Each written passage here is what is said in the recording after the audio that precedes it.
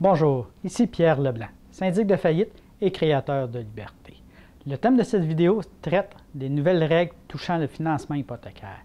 La décision du ministre des Finances du Canada, Jim Flaherty, de resserrer encore les règles de la Société canadienne d'hypothèque et de logement, la SCHL, pour des prêts hypothécaires auront des répercussions importantes pour les moins bien nantis qui rêvaient d'acquérir une propriété ou qui avaient le besoin d'emprunter sur la valeur de leur propriété afin de consolider les dettes de carte de crédit et autres prêts. La première modification, il n'est plus possible d'amortir le remboursement d'une hypothèque sur 30 ans. Le ministre a mentionné qu'il n'est plus possible d'obtenir une hypothèque remboursable sur 30 ans, le délai maximum étant dorénavant de 25 ans. À noter que depuis 2008, c'est la 4e fois que les règles sont resserrées. Il était alors possible d'amortir son remboursement hypothécaire sur une période maximale de 40 ans.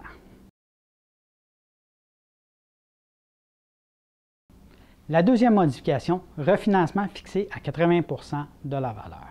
Les règles pour le refinancement hypothécaire sont aussi modifiées afin de réduire le maximum du refinancement à 80 % de la valeur de la propriété, alors que les règles avant le 9 juillet 2012 prévoyait un maximum de 85 %.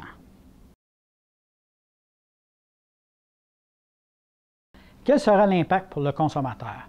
Quoique l'intention avouée du ministre soit de freiner l'endettement des ménages qui avait atteint un taux de 152 % du revenu au 4e trimestre de 2011 et d'éviter une bulle immobilière comme celle ayant occasionné la récession aux États-Unis, l'impact pourrait être désastreux pour plusieurs.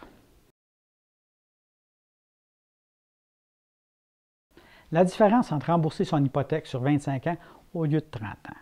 S'il est vrai que la période du terme, une famille fera des économies en remboursant en 25 ans au lieu de 30 ans, elle devra toutefois subir des mensualités plus élevées qui pourraient même l'empêcher de devenir propriétaire ou la forcer à équilibrer son budget en utilisant les cartes de crédit. Par exemple, une famille désirant financer l'achat de sa propriété avec une hypothèque de 200 000 $ au taux de 4 % devra prévoir des mensualités de 1 052 $ au lieu de 951 $, soit un déboursé supplémentaire de 101 $ afin d'amortir son prêt sur 25 ans au lieu de 30 ans.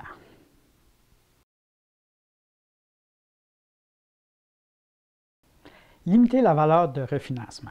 Pour une personne ayant une propriété d'une valeur de 300 000 $ désirant consolider ses cartes de crédit en augmentant son hypothèque, les nouvelles règles ne lui permettront pas d'utiliser 15 000 $ de la valeur de sa propriété. Elle devra donc continuer à payer un taux d'intérêt de près de 20 % sur ses cartes de crédit. En effectuant que le paiement minimum, cette personne aura une mensualité de départ de 450 $ et prendra plus de 25 ans pour rembourser le solde de 18 360 $ en intérêt seulement.